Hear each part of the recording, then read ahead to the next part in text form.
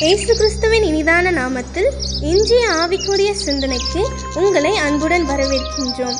இப்போதும் ஒரு பாடலுக்கு பின்பு உங்கள் சிந்தையை தெளிவிக்கும் ஆவிக்குரிய செய்தியை கேட்கலாம்.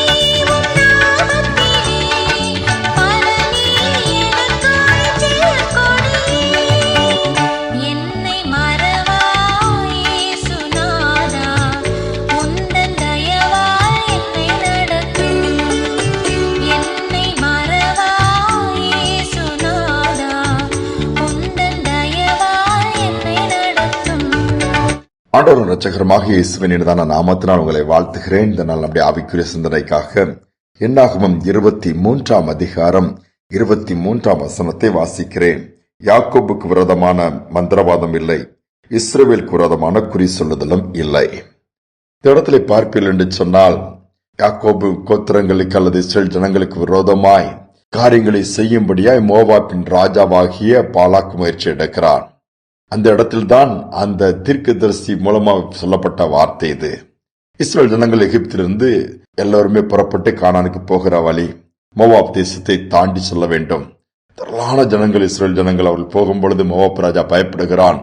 நம்முடைய தேசத்தின் வழியாக போனால் நம்முடைய தேசம் இருக்கிற இடமே இல்லாமல் போய்விடும், எப்படியாவது இவர்களை அழிக்க வேண்டும் என்று சொல்லி யோசிக்கும் பொழுது ஒரு தீர்க்கதரிசியுடைய ஞாபகம் வருகிறது. அந்த தீர்க்கதரிசி பேர் பிலேயாம். அவர் சபிக்கிறவர்கள் சபிக்கப்பட்டு போய்விடுவார்கள். அந்த தீர்க்கதரிசி யாரை ஆசீர்வதிக்கிறானோ ஆசீர்வாதமாய் மாறிவிடுவான். உடனே தன்னுடைய பிரதானிகள் மூப்பர்களை அனுப்பி அந்த தீர்க்கதரிசியை அழைத்து வந்து அவரை சபிக்கும்படியாய் பணம் கொடுக்கிறான். ஆனால் என்ன நடந்தது தெரியுமா? சபிக்கும்படியாய் போய் நின்று அந்த தீர்க்கதரிசியால் இஸ்ரேல் ஜனங்களை சபிக்க முடியவில்லை, மாறாக ஆசீர்வதிக்கிறார். இஸ்ரவேலை ஆசீர்வதிப்பதே எனக்கு பிரியம், அதுதான் ஆண்டவருக்கு விருப்பம் என்று சொல்லி ராஜா ரொம்ப கோபப்படுகிறாரு. இவர் சபிக்கும்படிதான் போனார், ஆனால் அவர்களால் செயலிழந்து அதை செய்ய முடியாமல் போய்விட்டது. இதே போலதான் ஆண்டவருடைய பிள்ளைகளுக்கு விரோதமாய் ஆயுதங்கள் உருவாக்கப்படும், ஆனால் அது வாய்க்காது என்று வேதம் சொல்லுகிறது. விரோதமாய் மந்திரவாதிகள் எழும்பலாம். மந்திரவாதிகள், மந்திரங்கள், பில்லி சூனியங்கள், குறி சொல்லுதல் இல்லை என்று சொல்லவில்லை. அவைகள் இருந்தாலும் ஆண்டவருடைய பிள்ளைகளுடைய வாழ்க்கையில் அது பழிக்காமல் போக முடியாது செய்வார். அதுதான் இந்த வசனம் சொல்லுகிறது. யாக்கோபுக்கு விரோதமான மந்திரவாதம் அல்லது குறி சொல்லுதல் இல்லை என்று சொல்ல நாம் ஆண்டவருடைய பிள்ளைகளா இருக்கிறோமா, அதுதான் முக்கியம்.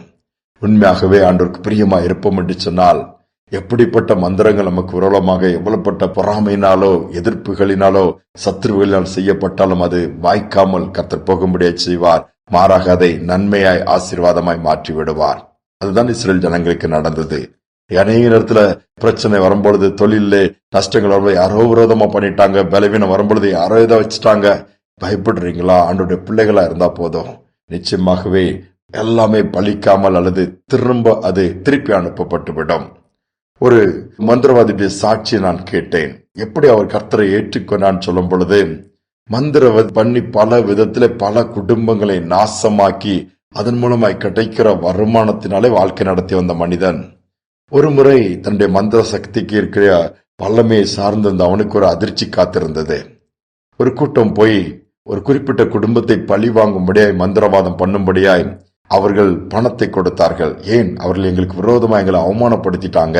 என்ன பண்ணாங்கன்னு பார்க்க போனால், அந்த குடும்பத்தில் ஒரு வாலிப பிள்ளை, அழகா இருப்பா, ஆலயத்திற்கு போவாய், ஆண்டவரை முதன்மையாக வைத்து போகிற பிள்ளை. இவர்கள் பெண் கேட்டு போயிருக்கிறார்கள். இந்த குடும்பத்தார் சொன்னால் இப்பொழுது நாங்கள் திருமணம் பண்ணி கொடுக்க மாட்டோம் என்று சொல்லிவிட்டார்கள், இன்னும் நாட்கள் ஆகும் அப்படின்னு சொல்லி. ஆனால் அந்த குடும்பம் எப்படியாவது அந்த பிள்ளைய தங்க வீட்டுக்கு கொண்டு வந்துடணும்னு சொல்லி முயற்சி எடுக்கும்போது தோற்று போனார்கள். ஆனால் அந்த பிள்ளைய வாழ விடக்கூடாதுன்னு சொல்லி மந்திரவாதிட்டு போய் மந்திரம் பண்ணுகிறார்கள். மந்திரவாதியம் பொல்லாத ஆவிகளை அனுப்புகிறான். நடந்தது என்ன தெரியுமா? அந்த பொல்லாத ஆவிகள் அந்த வாலிப பிள்ளை பக்கம் நெருங்காமல் ரிட்டர்ன் ஆகிறது, திரும்பி வந்து மந்திரவாதியை ஒழுக்குகிறது. இவனுக்கு புரியவில்லை, இதுவரை நாம் அனுப்பின நாம் செய்த எல்லா அனுப்பப்பட்ட ஏவல் ஆவிகள் செய்யப்பட்ட மந்திரங்கள் எல்லாம் பழித்தது. ஆனா இது மட்டும் திரும்பி வருகிறது. இந்த வாலிப பிள்ளை கிட்ட ஒண்ணுமே நடக்க மாட்டேங்குதோ, இதை காட்டிலும் வல்லமை ஒன்று இருக்கிறத அவன் யோசிக்க ஆரம்பித்தான். கடைசியாக அந்த வாலிப பிள்ளைகிட்ட போய் கேட்க ஆரம்பித்தான். நான் பல மந்திரங்களை செய்துவிட்டேன், பல ஆவிகளான அவைகள் பயந்து உன்னை பார்த்தால் நடுங்குகிறது, உன் கிட்டே அனுப்பாதென்று என்னை கெஞ்சுகிறது அல்லது திரும்ப என்னை தாக்க வருகிறது. அந்த வாலிப பிள்ளை சொன்னலாம், என் கூட இருக்கிற இயேசுவானவர் பெரியவர், என்ன செய்தாலும் அவர் என்னோடு இருக்கும் வரை அவைகள் வாய்க்காது, நான் ஆண்டவருடைய பிள்ளை என்று சொன்னாராம். அதுக்கு பிறகுதான் அந்த மந்திரவாதி என்ன செய்தார், மந்திரம் பண்ணுகிற தொழிலை விட்டுவிட்டு இந்த இயேசு எனக்கு வேண்டும், அவர் என்னுடைய மந்திரத்தின் வல்லமை காட்டிலும் பெரியவர் என்று நானே வாழ்க்கையில் பார்த்து விட்டேன் என்று ஒவ்வொரு இடமா இயேசுவை பற்றி சொல்ல ஆரம்பித்து அவருடைய வாழ்க்கை மாறினதை கண்டு மற்றவர்கள் ஆச்சரியப்பட்டார்கள். ஆண்டவரை பயன்படுத்த ஆரம்பித்தார். யோசித்து பாருங்கள், சின்ன சின்ன காரியத்துக்கு நம்ம பயப்படுகிறோம், அதுவா இருக்குமா இதுவா இருக்குமான்னு மனதை குழப்புகிறோம். நாம் ஆண்டவருடைய பிள்ளையா இருந்தால் போதும். விரோதமாய் ஆயுதங்கள் வரலாம். மோவாப் ஒரு தீர்க்கதரிசியை வைத்தே சபிக்க வைத்தார், ஆனால் முடியாமல் போய்விட்டது. கர்த்தர் நம் பட்சத்தில் இருக்கும் பொழுது நமக்கு விரோதமாய் நிற்பவன் யார்? சோர்ந்து போக வேண்டாம், அது எதென்று புலம்ப வேண்டாம். மாறாக நம்முடைய வாழ்க்கையின் காரியங்களை ஒழுங்குபடுத்துவோம், ஆண்டவரை பிரியப்படுத்துவோம், நம்மோடு கூட ஆண்டவர் இருக்கிறாரா என்பதை பார்ப்போம். இருந்தால் போதும், எல்லாம் நன்மைக்கு எதுவாய் மாறிவிடும். ஜெபிப்போம். அன்பின் தகப்பனே, இந்த புதிய நாளின் காலை நேரத்திற்காக நன்றி துதிக்கிறோம். எத்தனையோ பேர் கிடைக்காத பாக்கியத்தை எங்களுக்கு கொடுத்திருக்கீங்க. நாளைக்கு நிர்மூலமாக இருக்கிறது பெரிதான கிருபை அப்பா. எவ்வளவோ காரியங்கள், விரோதமான காரியங்கள், போராட்டங்கள், சத்துருக்கள் எழும்பியிருக்கிறாங்களே என்று புலம்புகிற கூட்டங்கள் உண்டப்பா. அப்படிப்பட்ட பிள்ளைகளை இன்னைக்கு தைரியப்படுத்துங்க, நீங்க கூட இருக்கிறத காண்பீங்க.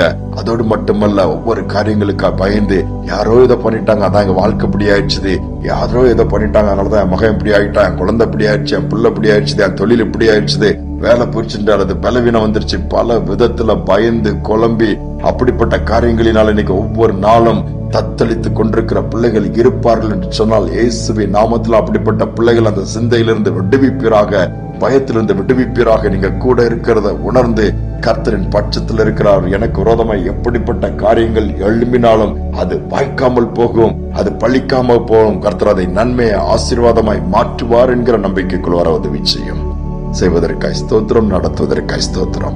துதிக்கான மகிமைக்கு செலுத்துகிறேன் இயேசுவின் நாமத்தில் பிதாவே, ஆமேன், ஆமேன். நமக்கு விரோதமாக எழும்பு ஆயுதங்களா இருக்கலாம், மந்திரங்கள் அல்லது தந்திரங்கள், மற்றபடி பில்லி சுழிகள் இருக்கலாம். அவைகளை வாய்க்காமல் போகிற கர்த்தர் நம்மோடு இருக்கிறார். அவைகள் வாய்க்காது, நன்மைக்கு எதுவாக கர்த்தர் மாற்றிக் கொடுப்பார். சிந்தனையோடு நாளை தொடருவோம். மீண்டும் நாளை தினம் சந்திப்போம். நமக்கெதிராய் மந்திரம் இல்லை, குறி சொல்லல் எதுவும் இல்லை. நமக்கெதிராய் மந்திரம் இல்லை, குறி சொல்லல் எதுவும் இல்லை. சாத்தான் நம் காலின் கீழே, இன்று சாத்தான் நம் காலின் கீழே. இயேசுவின் பிள்ளைகள் நாங்கள்.